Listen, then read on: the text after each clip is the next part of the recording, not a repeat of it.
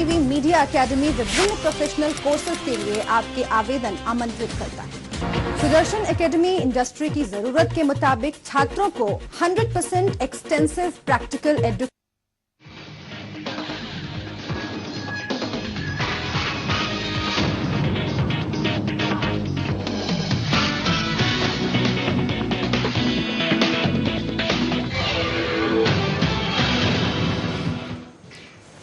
नमस्कार, मैं हूं राजेंद्र देव और स्वागत आप सभी का आज की प्राइम टाइम डिबेट में। आज सुबह एक बड़े अंग्रेजी अखबार की एक फ्रंटलाइन रिपोर्ट ने तहलका मचाकर रख दिया है। रिपोर्ट यह कहती है कि जनरल वीके सिंह के टाइम में इंटेलिजेंस की मिलिट्री यूनिट ने कुछ ऐसे काम किए जो निश्चित रूप से सही नहीं कहे जा सकते, और उसके बाद अब सीबीआई जांच की बात हो रही है रिटायर्ड जनरल वीके सिंह के खिलाफ। यह सारा मामला क्या है, इसको बहुत अच्छे से समझने की जरूरत है, इसके तमाम पक्षों को। और शुरुआत करते हैं इस रिपोर्ट के साथ।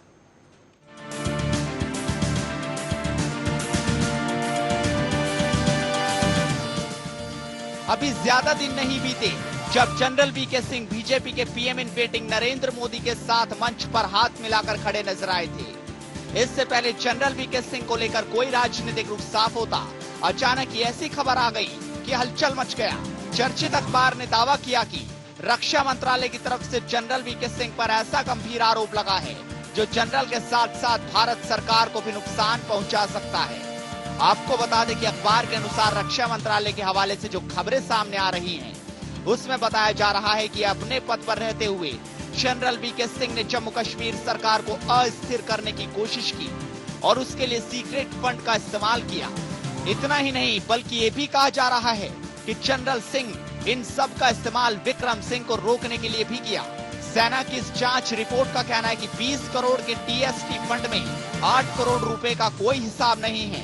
अखबार के मुताबिक सेना ने रक्षा मंत्रालय से कहा है कि जनरल सिंह द्वारा मई 2010 में मिलिट्री इंटेलिजेंस यूनिट के तहत बनाई गई टेक्निकल सर्विस डिवीजन की जांच सीबीआई जैसी किसी बाहरी एजेंसी से कराई जानी चाहिए। टीएसटी की कार्यप्रणाली को लेकर सेना की जांच रिपोर्ट में इस तरह की जांच की सिफारिश की गई है। दिलचस्प बात है कि 11 मार्च को सेना द्वारा रक्षा मंत्रालय को सौंपी गई रिपोर्ट ऐसे समय पर सामने आई जब कुछ दिन पहले ही जनरल वीके सिंह बीजेपी के पीएम इन वेटिंग के उम्मीदवार नरेंद्र मोदी की रैली के मंच पर नजर आए। मोदी के साथ मंच साझा करने पर जनरल सिंह को निशाना बनाए जाने संबंधी आरोपों को सूचना एवं प्रसारण मंत्रालय मनीष तिवारी ने बेबुनियाद करार दिया है। Against any serving or retired officers, appropriate action would be initiated by the government. Government has also put in place measures to ensure that there should never ever be a repeat of some of the things which have allegedly been mentioned in them. Report जाहिर होने के इस समय की ओर इशारा किए जाने पर कांग्रेस नेता मनीष तिवारी ने कहा कि ये रिपोर्ट सरकार ने नहीं बल्कि मीडिया ने सार्वजनिक की है। लेकिन मार्च में आई रिपोर्ट का अचानक से अभी चर्चा में आना कहीं ना कहीं कुछ और इशारा करता है। देखिए, अगर जो है वो शुद्ध रूप से प्रशासनिक कारणों से कोई इंक्वायरी होती है तो उस पर हमें कोई एतराज नहीं है। लेकिन अगर राजनीतिक पूर्वाग्रह से किसी ने किसी पार्टी को ज्वाइन किया और किसी राजनीतिक पार्टी के साथ खड़ा हुआ और इस नाते आप एक इंक्वायरी उस पर बैठाल दीजिए, तो ये तो अपने आप में बेशर्मी की पराकाष्ठा है। और इस तरह की चीज अगर करके ये सोचते हैं, तो अभी तो इनके कुछ मिनिस्टर्स भी हमारे पार्टी में आने वाले हैं, तो क्या करेंगे? इन मिनिस्टर्स को जो है इनके खिलाफ इंक्वायरी बैठाल देंगे। अभी तो कुछ इनकी पार्टी के बहुत से वरिष्ठ नेता जो है वो बीजेपी ज्वाइन करने वाले हैं, तो क्या करेंगे? उनको जेल भेज देंगे। हालांकि इस खबर के बाद जनरल सिंह के साथ साथ देश की सुरक्षा और गोपनीयता पर भी बहस छिड़ गई है। कोई इंटेलिजेंस एजेंसी कभी ये नहीं बताती है कि वो किस तरह काम कर रही है, और अगर वो बताती है तो वो इंटेलिजेंस एजेंसी कॉम्प्रोमाइज हो जाती है हर स्टेज पर। तो ऑपरेशंस के बारे में बातचीत कभी ऊपर नहीं होती है, और ये हर एक इंटेलिजेंस एजेंसी का प्रिंसिपल होता है, प्रिंसिपल बेस्ड है, नीड टू नो बेसिस। तो जो भी ऑपरेशंस होते हैं, क्या किसी और को जरूरत है उस इंफॉर्मेशन की, तभी वो इंफॉर्मेशन पास की जाएगी। मैं सोचता हूं इसको राजनीतिकरण नहीं होना चाहिए, इससे आर्म फोर्सेस का मनोबल गिरेगा। अगर जनरल्स में किसी तरह की राइवलरी आ गई है किसी वजह से, it is very very unfortunate. ये राइवलरी भी आपस में जनरल्स में नहीं पैदा होनी चाहिए थी और नहीं होनी चाहिए थी। बहरहाल अखबार की रिपोर्ट के खुलासे के बाद देश की नीतियों पर भी सवाल जरूर खड़े हो गए, जिसे एक गंभीर मसला माना जा रहा है। सुदर्शन न्यूज के लिए अमितेश्वर पांडे की रिपोर्ट।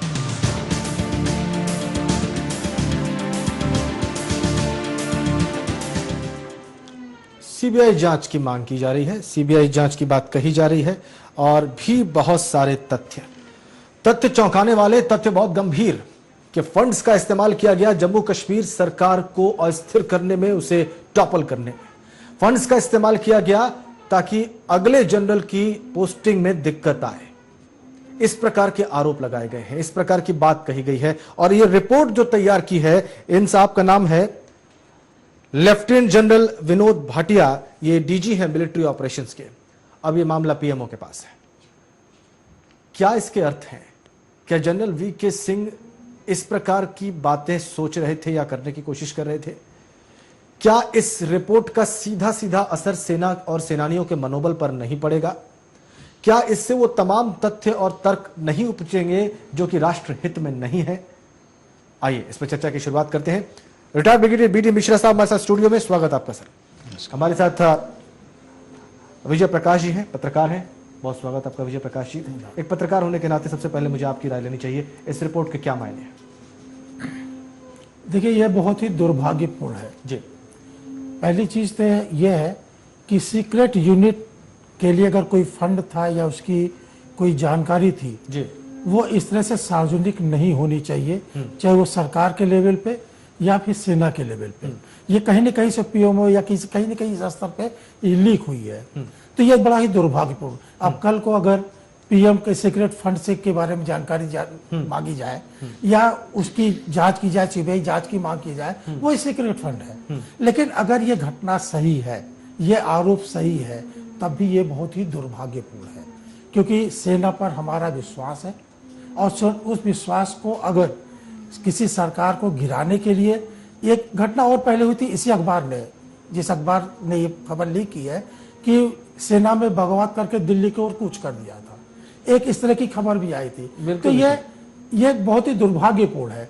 लेकिन VK Singh, general VK Singh बहुत ही विवादास्पद रहे हो, चाहे अपनी डेट ऑफ बर्थ को लेकर के या कुछ रक्षा सौदों को खरीद को लेकर के या पीएमओ को रक्षा उपकरणों की कमी को लेकर के जो उन्होंने पत्र लिखा वो भी लीक हुआ था।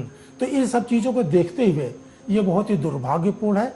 लेकिन दूसरी चीज सबसे बड़ी इसमें यह है कि मार्च में ये रिपोर्ट भेजी गई सेना की ओर से, अभी क्यों लिखी गई? हाँ, लेकिन इसकी टाइमिंग लीकेज जो हुआ है वो टाइमिंग बहुत ही गलत है, सोची समझी रणनीति के तहत। जी जी जी। लेकिन मिश्रा साहब, आरोप लगाने वाला या ये रिपोर्ट तैयार करने वाला कोई और नहीं है, वो लेफ्टिनेंट जनरल विनोद भाटिया साहब हैं, डीजी डायरेक्टर जनरल हैं मिलिट्री ऑपरेशन के। तो दुर्भाग्यपूर्ण तो बेशक है, इसमें तो कोई शक ही नहीं है विजय प्रकाश जी, हर तरीके से दुर्भाग्यपूर्ण है।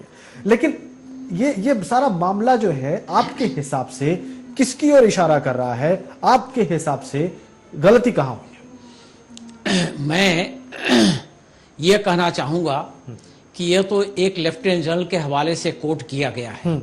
अभी कुछ दिन पहले पुंछ में 5 सैनिक मारे गए थे और जब उनके बारे में रक्षा मंत्री ने पार्लियामेंट में बयान दिया तो उन्होंने कहा कि वो पाकिस्तानी सैनिकों के ड्रेस में वहां पर आतंकवादी आए थे, उन्होंने मारा था। तो अगर ये तो सिर्फ लेफ्टिनेंट जनरल की बात है, वहां तो रक्षा मंत्री पार्लियामेंट सामने में बोल रहे हैं और वहां पर गलत बयान दिया जा रहा है। तो मैं ये समझता हूं कि पहली बात तो यह है कि जहां तक सेना के भारतवर्ष में तख्ता पलटने का सवाल है तो यह एक इम्पॉसिबल चीज है, पहली बात। दूसरा, जनरल वीके सिंह का भी इतना जो अभी बताया जा रहा है कि वो किसी को रोकने के लिए कोई एक लेफ्टिनेंट जनरल को आगे ना आए, तो इसके माने कि उस वक्त सेना में जो 5 कमांड हैं उनके 5 के कमांडर उनके साथ नहीं थे और कोई न कोई उसमें विरोधी था उनका, एक बात। दूसरी बात यह है कि अगर कोई उनका विरोधी था और आर्मी कमांडर था तो उसके भी तो तमाम नॉलेज उसकी होती है, और वो उस वक्त गवर्नमेंट को क्या बताया, उन्होंने तो कोई बयान नहीं दिया कि भाई ऐसा हो रहा है। और दूसरा, अगर उस वक्त गवर्नमेंट को यह बताया गया होता कि ये जो कूच की हैं फौज की कॉलम, ये तख्ता पलटने के लिए की हैं, तो आज इस दिन ये अखबार में क्यों समाचार आ रहा है और यह बयान क्यों दिया जा रहा है कि इसके बारे में इंक्वायरी होगी। और जो स्पोक्स पर्सन ने कहा है, उन्होंने यह भी कहा है कि ऐसी बातें फ्यूचर में न हो, इसका भी इसकी भी एक प्रक्रिया चलेगी जी। तो कहने का मतलब यह है कि मेरे ख्याल से अभी कुछ दिन पहले जनरल वीके सिंह का कोई राजनीतिक मंच पर एक आना हुआ, और वो इस वक्त चुनाव का टाइम है, चुनाव का माहौल बन रहा है, चुनाव के बारे में बातें हो रही हैं, तो मेरे ख्याल से फौज को अगर देश के हित में कोई काम कर रहा है तो ऐसी कंट्रोवर्सी में न लाए जहां पर फौज इस तरीके की हो जाए कि हर दिन कंट्रोवर्सी का शिकार हो और जनता का उसमें विश्वास न रह जाए। देश वाले ये कहें कि फौजी ये कर रहे हैं, क्योंकि इसमें 100% ट्रुथ कहीं कोई प्रूव नहीं कर सकता है, और 100% ट्रुथ है भी नहीं, एक बात। और दूसरी बात यह है, कितने % ट्रुथ है? मेरे ख्याल से तो इसमें ट्रुथ नहीं है, क्योंकि कोई भी जनरल इंडियन आर्मी का, आज ये पहले जनरल नहीं है, इनसे भी बड़े बड़े एम्बिशियस और बहुत बड़े बड़े पॉपुलर जनरल हुए हैं। जनरल वीके सिंह खुद बहुत पॉपुलर जनरल नहीं थे, जैसे करियप्पा थे, थिमैया थे, जनरल चौधरी थे, फील्ड मार्शल मानिक शाह थे, ऐसे ऐसे लोग रहे हैं। तो मेरे ख्याल से आप कह रहे हैं कि सरकार की मेलाफाइड इंटेंशंस हैं। देखिए, मैं ये नहीं जानता हूं कि किसकी इसमें मेलाफाइड इंटेंशन है, पत्रकारों की है, अखबार की है, राजनीति की है, पत्रकार मेलाफाइड इंटेंशन क्यों रखेंगे? किसी मिश्रा साहब, पता नहीं, मेरे ख्याल से एक जो पहले न्यूज निकली थी कि उन्होंने एक मैकेनाइज्ड कॉलम हिसार से चला दिया। अरे भाई, कू करने के लिए मैकेनाइज्ड कॉलम हिसार से चलेगा? यहां पर 2 ब्रिगेड खड़ी हुई हैं, पड़ी हुई हैं, और हिंदुस्तान में कू नहीं हो सकता, इसलिए क्योंकि एक डेमोक्रेटिक सेटअप है। सोचने की बात यह है कि हर जवान जो आज फौज में है वो पढ़ा लिखा है, डेमोक्रेटिक वैल्यूज जानता है। निराधार बातें हैं, सब बेकार की बातें आप ये कहना चाह रहे हैं मिश्रा साहब? मैं कम से कम इतना कहना चाहता हूं, और इसके साथ साथ मैं ये कहता हूं कि यह देश को, देश की सेना को और देश के मनोबल को नीचे गिराने वाली है। ये दूसरी वाली बात जो आपने कही, ये निश्चित रूप से एक वैलिड पॉइंट है कि क्या इन सब बातों का असर मनोबल पर नहीं पड़ेगा, तो जवाब ज्यादातर यही मिलेंगे कि हाँ पड़ेगा। बहरहाल, रंजीत कुमार साहब रक्षा विषय के फोन लाइन पर हमारे साथ। रंजीत कुमार, स्वागत है आपका। जी नमस्कार। क्या कहना है आपका इंडियन एक्सप्रेस की सनसनीखेज रिपोर्ट पर? देखिए, जनरल वीके सिंह के खिलाफ जो आरोप लगे हैं जी, वे अब तक भारतीय सेना के किसी भी प्रमुख के खिलाफ इतने गंभीर आरोप नहीं लगाए गए हैं। और यह आरोप किसी राजनीतिक हस्ती के द्वारा नहीं लगाया गया, बल्कि थल सेना के एक आला अधिकारी के तहत गठित जांच समिति द्वारा लगाए गए हैं जी। और निश्चित तौर पर इन आरोपों की सत्यता की जांच होनी चाहिए कि पूरी तरह सरकारी प्रक्रिया जो होती है सीबीआई के द्वारा या जो भी जांच एजेंसी हो की जांच होनी चाहिए। क्योंकि यदि ये जो आरोप लगे हैं, किसी थल सेना प्रमुख के खिलाफ इतने गंभीर आरोप पहले कभी नहीं लगे, और यदि थल सेना प्रमुख ने ऐसी हरकत की है तो निश्चित तौर पर यह राष्ट्रद्रोह की संज्ञा इसे दी जा सकती है।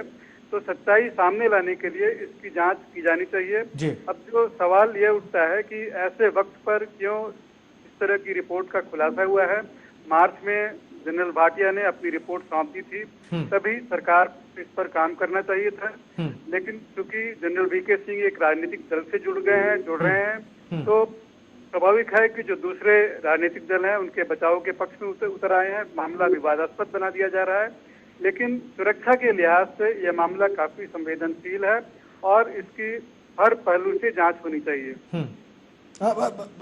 ये विजय प्रकाश जी, अब मुझे एक बात समझाइए कि अगर ये बात है कि इसके पीछे पॉलिटिकल बेलाफाइड इंटेंशन है, जनरल वीके सिंह को टारगेट करने की कोशिश की गई है इंटेंशनली, लेकिन ये रिपोर्ट तो मार्च में बन गई थी। पहली बात, मार्च में बनी रिपोर्ट के बारे में ये नहीं कहा जा सकता कि वो नरेंद्र मोदी या किसी खास राजनीतिक व्यक्ति के साथ मंच शेयर करने वाले हैं, इसलिए मार्च में रिपोर्ट बन गई थी।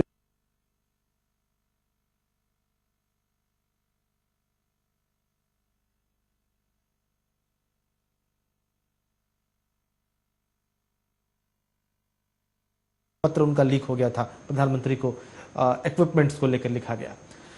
क्यों ना इस बात को बहुत गंभीरता से लिया जाए कि इस प्रकार की कोशिश की जा सकती है। देखिए, मामला अगर सही है तो बहुत गंभीर है, गलत है तब भी बहुत ही गंभीर है, क्योंकि सीधे सीधे सेना से जुड़ा हुआ मामला है। अब इसकी सबसे बड़ी चीज है कि टाइमिंग को लेकर के तो निश्चित तौर पे ये कहा सकता है कि अन्ना के साथ वीके सिंह जुड़े, उसके बाद मोदी के साथ सैनिकों की रैली, पूर्व सैनिकों की रैली में उन्होंने मंच साझा किया, तो ये कारण तो समझ में आता है। टाइमिंग को लेकर के टाइमिंग गवर्नमेंट के हिसाब से या न्यूज़पेपर के हिसाब से टाइमिंग उन्होंने बहुत बेस्ट सिलेक्शन किया हिट करने के लिए। तो ये सीधे सीधे उनकी छवि को खराब करने वाली स्थिति है, बनती है पूरी तरह से। लेकिन अगर ये कहा जाए, एक तरफ इसी अखबार की रिपोर्ट थी कि सेना ने कूच कर दिया दिल्ली की ओर, और दूसरी चीज ये उमर अब्दुल्ला की सरकार को सबोटेज करने की बात इसी अखबार ने पब्लिश की थी। इस विरोध लेफ्टिनेंट जनरल की रिपोर्ट में यह है। जी जी। तो ये दोनों, इसका मतलब ये बिल्कुल से वीके सिंह राष्ट्रद्रोह की काम करने वाले, राष्ट्र के खिलाफ काम करने वाले की श्रेणी में आ जाते हैं। तो ये भी गंभीर है। लेकिन सबसे बड़ी चीज है कि सेना का इस तरह से सीबीआई जांच की मांग करना मेरे गले से नहीं उतरती।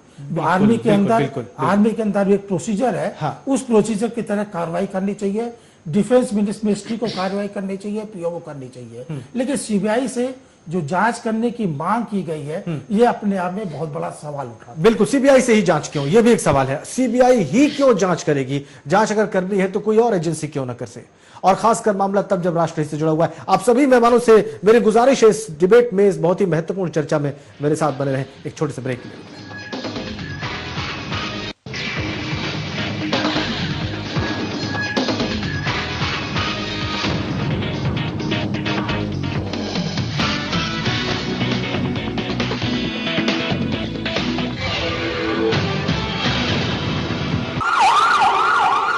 साल के अनुभवी डॉक्टर द्वारा इंजेक्शन थेरेपी और क्षार सूत्र द्वारा 35,000 बवासीर व भगंदर के रोगियों का स्थायी इलाज। 5-6 साल से मैं खूनी बवासीर से बहुत परेशान था। कभी खून बंद हो जाता, कभी फिर शुरू हो जाता, और पिछले 1 हफ्ते से तो पिचकारी की तरह खून जा रहा था। बहुत परेशान हुआ, बहुत इलाज कराया, कुछ नहीं हुआ। फिर मेरे एक दोस्त ने, जिसने यहाँ से इलाज कराया था, मुझे यहाँ का पता दिया। मैं डॉक्टर साहब से मिला, डॉक्टर साहब ने मेरा इंजेक्शन से इलाज शुरू किया, और देखिए दूसरे दिन ही मेरा खून बंद, और आज मैं बिल्कुल ठीक हूँ। मैंने भगंदर का 2 सालों में 3 बार ऑपरेशन करवाया, लेकिन ये रोग ठीक होने का नाम ही नहीं ले रहा था। फिर मैंने स्वामी सत्यानंद हॉस्पिटल से सास द्वारा इलाज करवाया, आज मैं बिल्कुल ठीक हूँ। गुदा में जलन, खून आना, दर्द होना, खुजली होना, बवासीर हो सकती है, बार बार पस निकलना, मस्सी होना, भगंदर हो सकती है, लापरवाही से हो सकता है खतरनाक परिणाम। आज ही मिले doctor Mahendra Singh, Swami Satyanand hospital, 178 sector 7A, near sector 7-10 चौक, फरीदाबाद। फोन 221-6400 और 989-11-23092। यदि आप हैं जीवन में परेशान तो हम करेंगे आपकी समस्या का समाधान। शनि की ढैया हो या राहु का कलेश, गुरु की पीड़ा हो या मंगल का मार्ग, हर पीड़ा से मुक्त, हर कष्ट का समाधान, आपके हर कष्ट का निवारण। अब भविष्य दर्पण।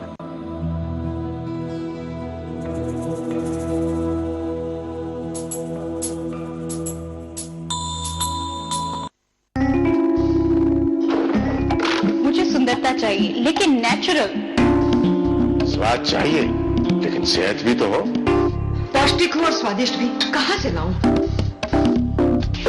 इतनी महंगी दवाइयाँ और इनके साइड इफेक्ट। भगवान, हमारे जीवन से केमिकल की दुर्गंध हटा दो। घर में सबके लिए स्वाद है और सेहत भी, गुणवत्ता है और विश्वास भी। सनातन परंपरा है और वर्षों का अनुसंधान भी। रात की सुगंध भी, प्रकृति है और सौंदर्य भी। पतंजलि आयुर्वेद लाए हैं सबसे अच्छे, सबसे सस्ते, विश्व स्तरीय स्वदेशी उत्पाद, भारतीय परंपरा और आयुर्वेद का दिव्य वरदान। अपने ही तो रखते हैं अपनों का ख्याल।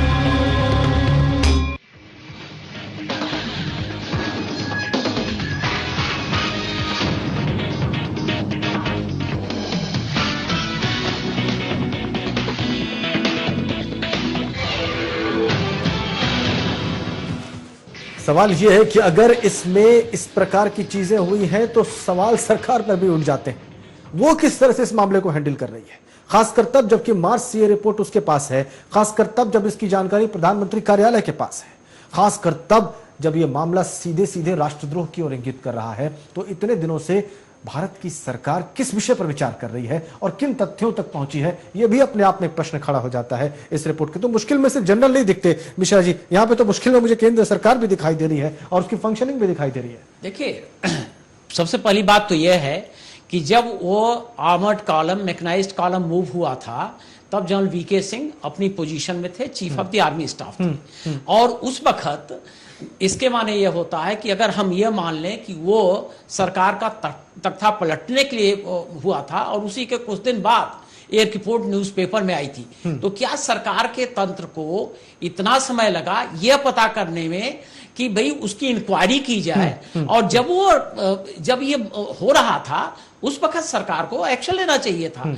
उस वक्त इसका पता करना चाहिए था। और पता करने में ये चीजें बहुत जल्दी देखिए, ये चीजें बहुत जल्दी पता लग सकती हैं, क्योंकि सिर्फ जनरल वीके सिंह ने टेलीफोन उठा के उस मैकेनाइज्ड कॉलम को नहीं ऑर्डर दिया होगा। यह थ्रू प्रॉपर चैनल होता है, तमाम सब लोगों की जरूरत होती है। चूंकि यह बात ऐसी नहीं थी, कोई तथ्य नहीं था, इसलिए तब कुछ पता नहीं लगा। एक बात। दूसरी बात मैं ये कहना चाहता हूं कि अगर जनरल वीके सिंह को क्या उनके पास मोटिव था कि वो जेएनके गवर्नमेंट को वो उनका तख्ता पलटना चाहते थे?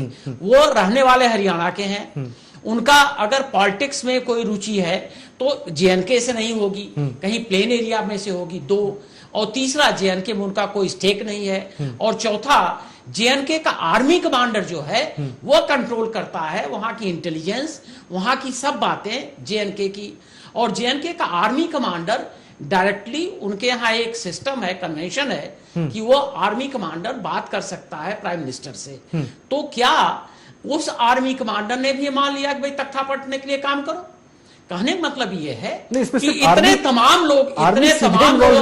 इतने तमाम लोगों के आप इंटेग्रिटी पर, उसकी लॉयल्टी पर, उसके पैट्रियाटिज्म पर जब आप सवाल उठा रहे हैं, तो आप एक साल बाद उनके रिटायर होने के बाद, एक साल से ज्यादा रिटायर होने के बाद कर रहे हैं। मिश्रा जी, तो ये पूरी की पूरी आर्मी ऐसा नहीं कर रही थी, इसलिए ये रिपोर्ट ये नहीं कह रही। नहीं, आप हो ही नहीं सकता। टेक्निकल सर्विस डिवीजन की बात हो रही है। आर्मी का सिस्टम मैं जानता हूं, आर्मी में 36 साल रहा हूं। ऐसी कोई चीज है जैसे पाकिस्तान में जब हो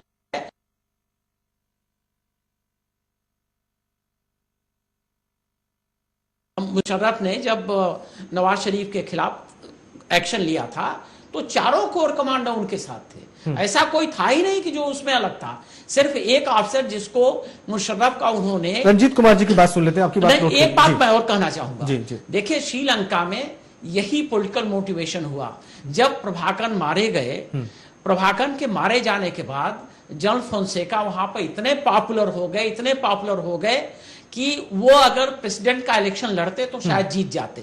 उनके यहां सरकार ने उनको तुरंत अरेस्ट कर लिया और कहा कि राजद्रोह का इनके ऊपर चार्ज है। वहां पर जो ये राजपक्षे हैं, राजपक्षे का जो भाई है, लेफ्टिनेंट कर्नल था, रिटायर हुआ, उसके बाद उसको डिफेंस सेक्रेटरी बनाया गया। और गोताबाया राजपक्षा उसका नाम है, वो पूरा उनके साथ ही था और उनका ही ऑपरेशन दोनों का साथ हुआ। जिस दिन ऑपरेशन खत्म हुआ उस दिन से वो ट्रेटर हो गए, राजद्रोह पर आ गया चार्ज, और जब तक ऑपरेशन हो रहा था तब तक वो पैट्रियाटिक थे। ठीक है। तो पॉलिटिकल मोटिवेशन इसमें बहुत जबरदस्त है। और इस पॉलिटिकल मोटिवेशन की वजह से ये राजनीति में जब लोगों को खतरा होता है, इस तरीके को हम नहीं करना चाहिए, क्योंकि देश के हित में नहीं है। रंजीत कुमार जी, पॉलिटिकल मोटिवेशन की बात को नकारा तो नहीं जा सकता यहाँ पे। देखिए, एक सैनिक जनरल की रिपोर्ट तैयार की गई है। सैनिक जनरल किसी राजनीतिक उद्देश्य से इस तरह के आरोप लगाएगा, बात में भी काफी हैरानी है। ये हैरानी बात जरूर है। इस बात को लेकर के है कि जम्मू कश्मीर की राजनीति में पूर्व थल सेना प्रमुख का क्या निहित स्वार्थ हो सकता है? क्या उनके हित इस बात से सधेंगे कि मुख्यमंत्री उमर अब्दुल्ला को हटा करके गुलाम हसन मीर को मुख्यमंत्री बना दिया जाए? इनसे उनके क्या निहित स्वार्थ आगे बढ़ते हैं? इस बात को लेकर के राजनीतिक और सैनिक हलकों में जरूर हैरानी है कि एक राज्य सरकार की सत्ता पलटने में एक थल सेना प्रमुख की क्या रुचि हो सकती है।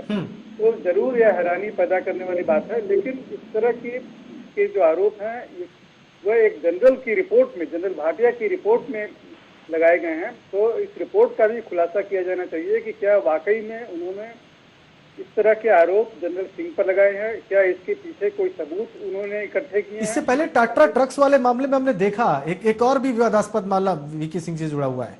उन्होंने कहा कि मुझे रिश्वत दी गई, बाद में मामला साबित नहीं हुआ। जी रंजीत कुमार जी, जरूर उन्होंने एक पूर्व सैनिक अधिकारी जो हथियारों के कंपनी से भी जुड़े हुए हैं, उन पर यह आरोप टाटा ट्रक को बेचने को लेकर के लगाया कि उन्हें रिश्वत देने की पेशकश की थी, जो अदालत में सिद्ध नहीं हो सका। जी। तो और इसके पहले जनरल सिंह अपनी उम्र को लेकर के विवाद, काफी गहरे विवाद से जुड़ गए और इनसे उनकी छवि खराब हुई, क्योंकि जनरल सिंह ने अपने कैरियर के अंतिम मुकाम पर जिस तरह से अपनी उम्र को लेकर के बखेड़ा खड़ा किया, इससे उनकी काफी किरकिरी हुई। उन्हें उनका मजाक उड़ाया गया कि क्या अब तक जिस उम्र किसी को लेकर के वो सही मानते रहे हैं, उम्र के अंतिम पड़ाव पर आकर के उस उम्र को जो सर्टिफिकेट जो पेश किया गया था उसको वो गलत क्यों करार दे रहे हैं? तो एक थल सेना प्रमुख के मुंह से ऐसी बातें नहीं होनी चाहिए थी। तो थल सेना प्रमुख जनरल वीके सिंह अपनी छवि पहले ही खराब कर चुके हैं। तो इसके मद्देनजर उन पर जो आरोप लगाए जा रहे हैं, इसलिए कुछ विश्वसनीयता इसकी बनने लगती है, लेकिन फिर भी जरूर इसकी जांच किसी देश के लिए कुल मिला के रंजीत कुमार जी बहुत दुर्भाग्यपूर्ण स्थिति खड़ी हो गई है। सच चाहे जो भी हो, लेकिन ये सारा मामला जिस तरह से प्रकाश में आ रहा है कि जिस तरह से चर्चा हो रही है, पूरी की पूरी फंक्शनिंग पर आर्मी की, इंडियन आर्म फोर्सेस की कुछ लोगों को सवाल खड़े करने का मौका मिल गया है, जो देश हित में, राष्ट्र हित में कतई नहीं है। समय समाप्त हो गया, इसलिए मैं ये कहना चाहता हूं कि जो सबसे इसमें एक प्रश्नवाचक चिन्ह बनता है सबसे बड़ा, वो इसकी टाइमिंग है। जब ये सब एक्शन हुए हैं तभी ये रिपोर्ट क्यों सामने आई है, और इसकी इंक्वायरी कब हुई और इसकी टाइमिंग, डिस्क्लोजर कब हो रहा है, कौन सा न्यूज़पेपर पब्लिश कर रहा है, जिस न्यूज़पेपर ने पहले भी ऐसी रिपोर्ट पब्लिश की थी।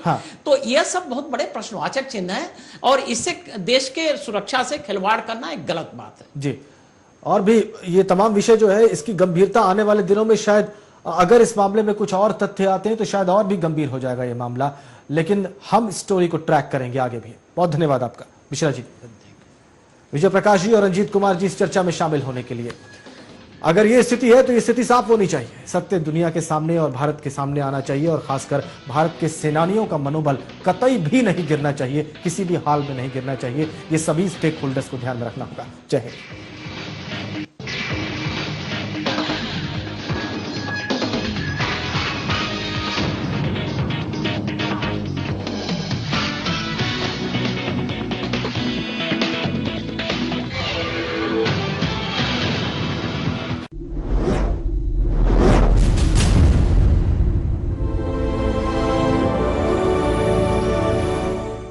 जानते हैं गौमूत्र से कई प्रकार की दवाओं का निर्माण किया जाता है। जानने के लिए देखिए गाय एक फायदे अनेक, हमारा खास कार्यक्रम गौ दर्शन, रोजाना सुबह 7:30 बजे सिर्फ सुदर्शन न्यूज पर।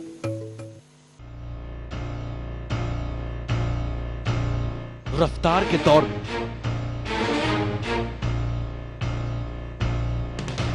रख न जाए कोई खबर, इसलिए देश के हर हिस्से पर रहती है हमारी नजर। हर वो खबर जो रखती है आपसे सरोकार, देश और दुनिया के साथ अब होगी आपकी राज्य की बात, क्योंकि हम लाए हैं आपका राज, आपकी खबर।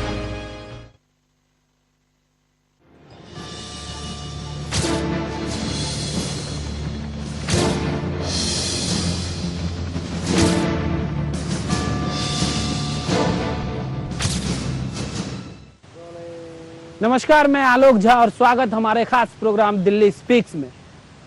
इस गेट को देख रहे होंगे आप, विधानसभा का ये वो मेन गेट है जिससे विधायक क्रॉस करके विधानसभा जाते हैं।